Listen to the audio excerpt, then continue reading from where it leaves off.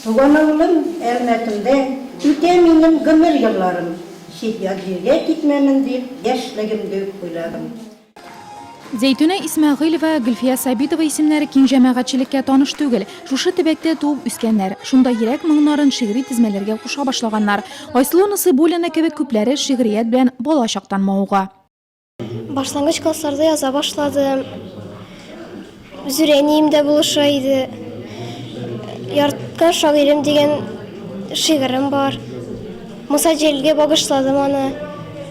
Иң ярткан шагыйрем иде ул минем. Киләчәктә врач булырга хыялланам. Үскәч тә бу шигыремне ташламаячакмын. Илсур Зәйдуллин шигырьләрен киресенчә күпләр укыганы бар. Аларны район газетасы битләрендә күреп тә, сәхнәдән ишетеп белүчеләр дә шактый.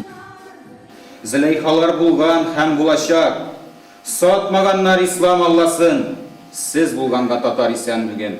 Мәңгелек дан милләт анасы. Шараның тагы бер катнашучысы шигырьләр генә түгел, аларга көй язып җырлар да тудыручы иҗатчы. Ул Нурлат телевидениесенең таныш булыгыз тапшыруының кунагы да булды. Мансур Зәйниев бәйрәмдә аккомпаниатор ролендә үтәде, үз җырларын да башкарды. Бик күңелле үткәрәбез. Авыл тормышы бик яхшы үтә, бик матур. Безнең авылда концертлар гел булып тора. Нинди чаралар гына булмасын. Анда мин катнашам инде. Балачактан бирле җырлыйм. Сәләтле кешеләр, ис китмәле, аларны көннәр буена тыңлап утырасың инде. Алар ирегенә язмасын, аларның сәләтләрен халыкта күрсен. Шуның өчен оештырга уйладык инде. Иң мөһиме дә Габдулла Тукайыбызның 130 еллык туган елы. Шуның өчен дә уңайлап менә шул чараны уздырырга булдык инде.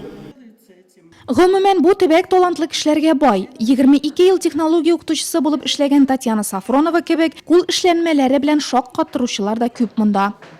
Рукоделием я начала заниматься с детства. Кул эшләре белән мәктәптә укыганда шөгыльләнә башладым. Моңа әнием дә этәргеч булды. Ул да кул эшләренә бик оста иде. Ул мине бәйләргә, шигәргә өйрәтте. Хәзер яңа технологияләр күбәйде бит.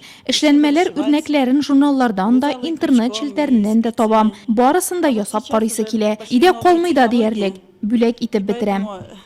То, что черпаю из журналов, из каких-то. Бу вакытта сәхнәдә елга буе су коенучы шук малай һәм басмада калган алтын тарак. Чараны су анасы шигырен сәхнәләштереп тәмамлау бик урынлы булды. Үзе дә авыл баласы, гади халыктан чыккан, әмма 130 ел буена онытылмаслык мирас калдырган татарның олуг шагыйре Габдулла Тукай күпләрне кулга каләм алып, йөрәк моңнарын шигырьләргә төзәргә илһамландырган шәхес бит.